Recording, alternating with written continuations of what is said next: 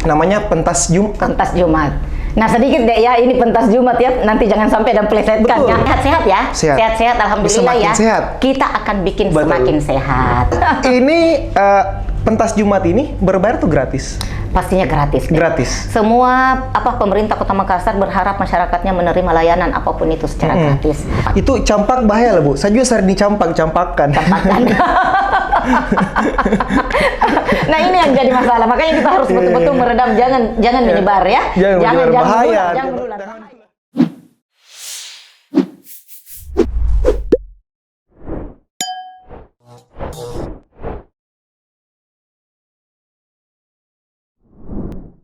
Halo, assalamualaikum Ibu Ida. Waalaikumsalam warahmatullahi wabarakatuh. Masya Allah. Bagaimana kabarnya Bu? Alhamdulillah sehat. Alhamdulillah sehat. Pastinya ya? sehat ada di sini. Sehat ya, karena Iya, memang Makassar, kalau kita bicara Kota Makassar, banyak sekali bisa kita kunjungi sana Bu. Contoh misalnya kuliner, ada banyak kuliner di Makassar. Iya. Wisata banyak juga. Nah kalau kita nggak sehat, bagaimana kita kunjungi? Iya pastinya. Betul. Apalagi tagline-nya Kota Makassar ya, Betul kota makan ya. enak ya. Betul. Jadi banyak sekali makanan. Betul. Jadi harus sehat untuk menikmati makanan. Betul sekali. tersebut. Nah itu. Nah sebelum saya bertanya, saya mau bilang satu sama Ibu dulu. Boleh? Apa itu? Kayaknya Ibu curang deh. Kenapa curang? Hah? Belum pantun tapi sudah cakep. Gimana, bisa ya?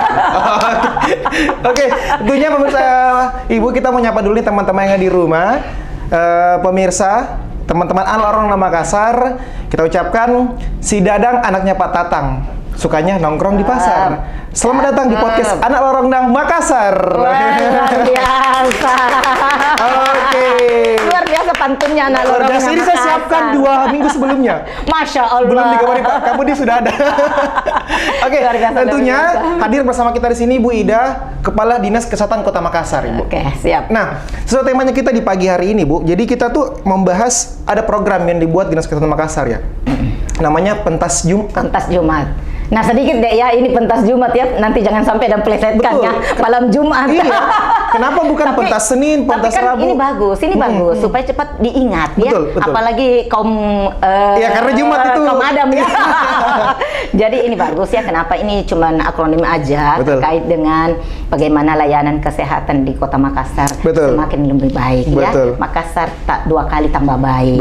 Ini akronimnya bagaimana inovasi yang diluncurkan Dinas Kesehatan Kota Makassar untuk bagaimana pelayanan kesehatan tanpa batas untuk menuju Makassar semakin sehat. Sekarang sehat-sehat ya, sehat-sehat alhamdulillah ya. Kita akan bikin semakin sehat. Untuk ini ada inovasi yang nantinya akan membungkus beberapa inovasi di bawahnya terkait dengan pentas Jumat. Lalu kenapa namanya pentas Jumat? Ya pentas Jumat supaya cepat diingat. Betul singkatannya. Iya. Apa singkatannya?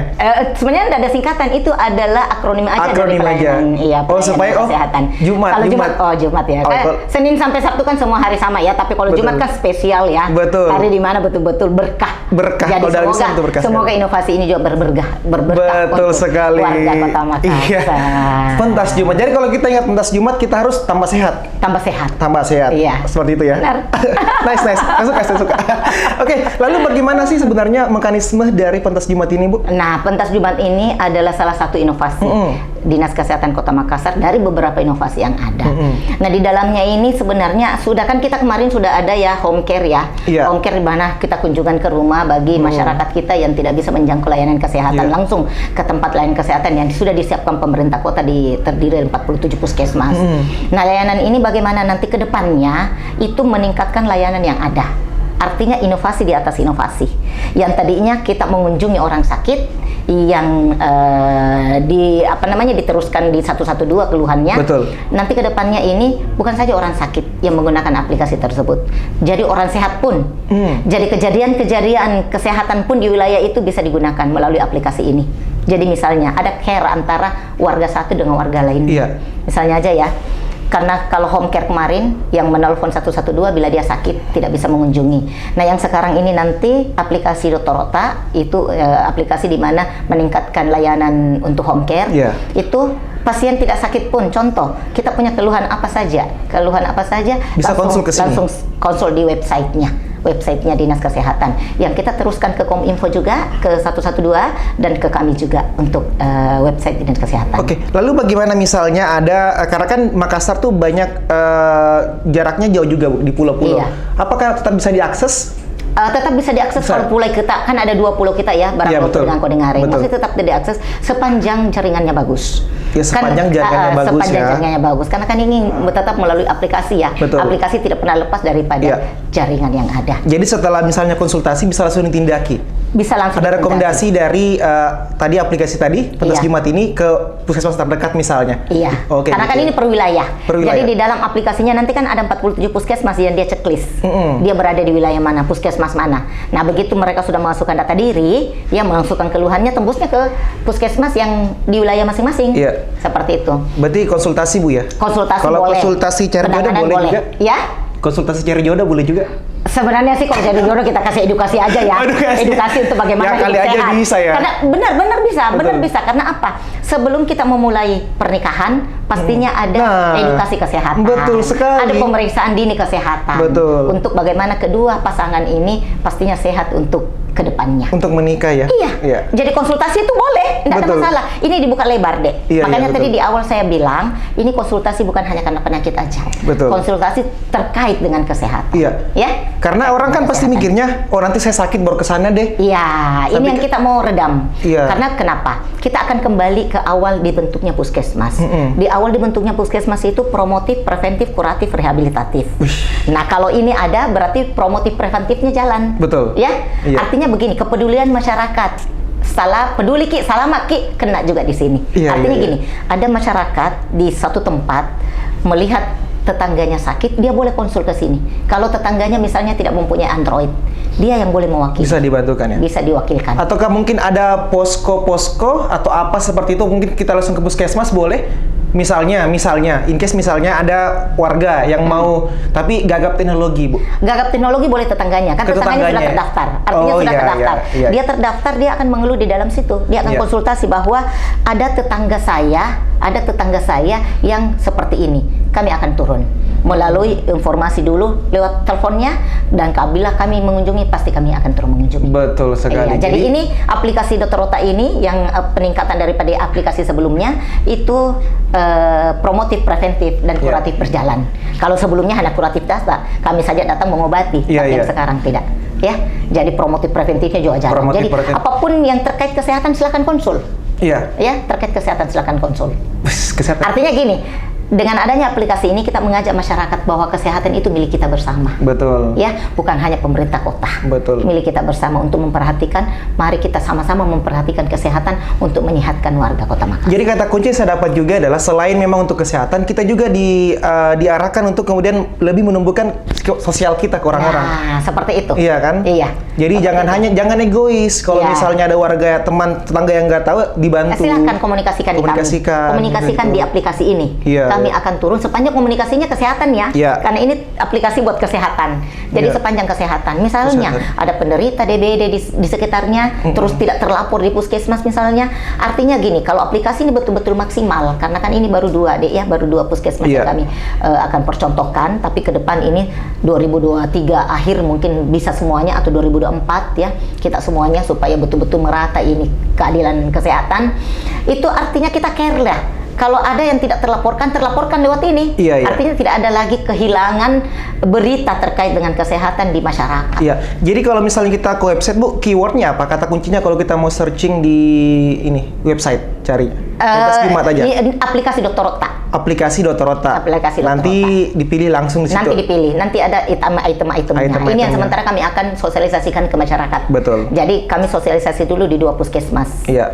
Rencana itu yang kami berikan. Kalau misalnya masyarakat ini kan kemarin saya sudah sosialisasi di Makassau, ternyata luar biasa apresiasinya masyarakat. Karena apa? Oh, berarti kita ini betul-betul diperhatikan dong. Bukan hanya orang sakit saja yang betul-betul dinilai oleh kesehatan. Ternyata kita juga yang tidak sakit dikasih ruang untuk konsultasi terkait dengan apa yang terjadi pada diri kita.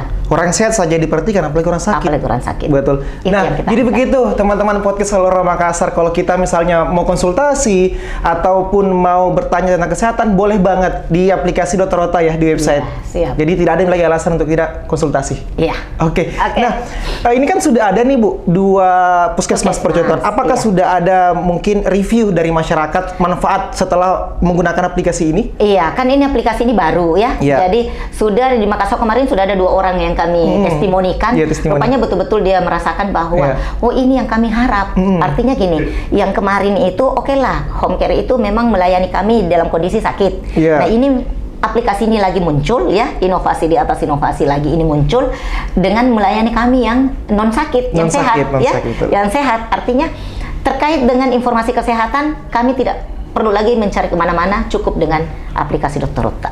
Oke, kalau misalnya saya ada warga nih, misalnya di sekitar rumah saya, dia mau berobat atau mau sakit, tapi misalnya terkendala masalah biaya misalnya, boleh disampaikan di sini?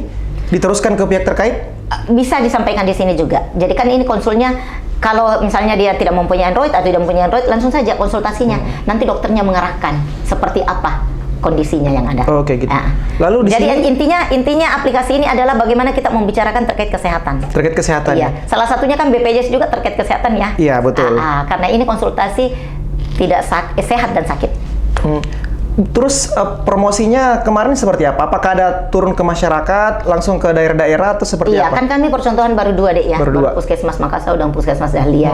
Itu langsung sosialisasinya ke masyarakat. Langsung ke masyarakat? Iya, langsung ke masyarakat sosialisasinya. Dan kemarin juga saya langsung yang turun ke lapangan ya. Untuk sosialisasikan seperti ini ya. Seperti ini ke depannya, tapi belum semuanya. Ternyata ada beberapa warga juga yang di luar dari Puskesmas Makassar, waduh kapan di kami ya kapan? Insya Allah semua akan tertangani karena harus merata. Keadilan kesehatan harus merata. Langsung masih itu positif apa TikTok tenang gitu.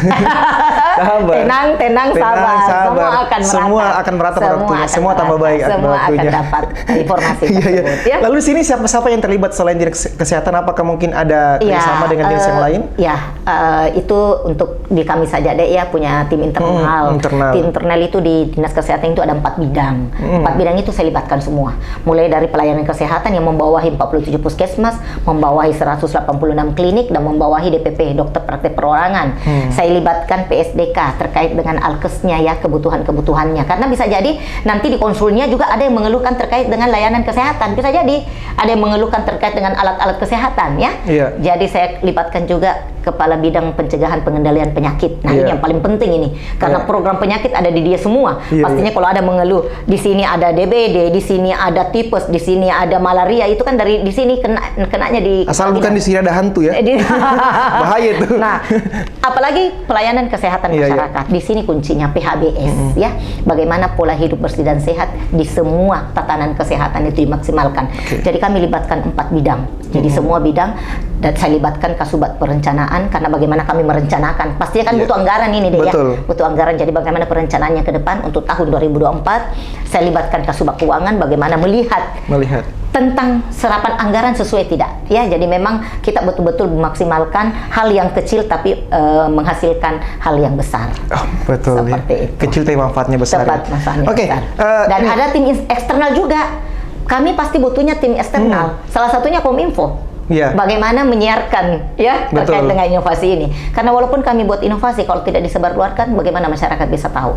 Jadi hari ini saya hadir di sini podcast. Terima kasih banyak untuk Kominfo ya, beserta jajarannya untuk bagaimana salah satu cara bagaimana saya mempublikasikan.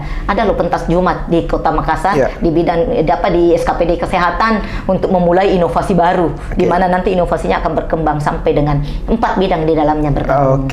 Menarik sekali Bu ya. Bapeda juga ada bagaimana penganggaran ke depan. Ini kan nanti akan berlanjut deh. Ini pentas Jumat seolah-olah dia pembungkus dari beberapa inovasi.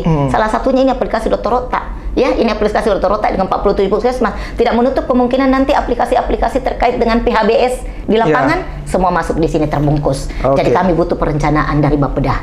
Kami butuh anggaran dari BPKAD. Kami butuh dinas sosial juga mensosialisasikan karena dia langsung ke masyarakat ya. Kami butuh Dukcapil, bagaimana NIK kami butuh misalnya ke depan. Kami butuh BPJS dan kami butuh kader bagaimana dia mensosialisasikan. Bu Ida, kita tahan dulu. Ini menarik sekali. Ada ribuan pertanyaan yang muncul di kepala aku sekarang. Menarik sekali. Siap menyambut pertanyaan. Iya, siap nggak apa-apa sampai malam? Wah, luar biasa. Saya tergantung hostnya ya. Kalau hostnya mau sampai malam, saya juga sampai malam. Wih, keren sekali ini. Tentunya teman podcast Saluran Makassar kita akan kembali lagi bersama Ibu Ida tentunya, dan masih banyak pertanyaan yang kita tanyakan ke Ibu Ida. Jangan kemana-mana, tetap di podcast Anak Lorong Nah Makassar.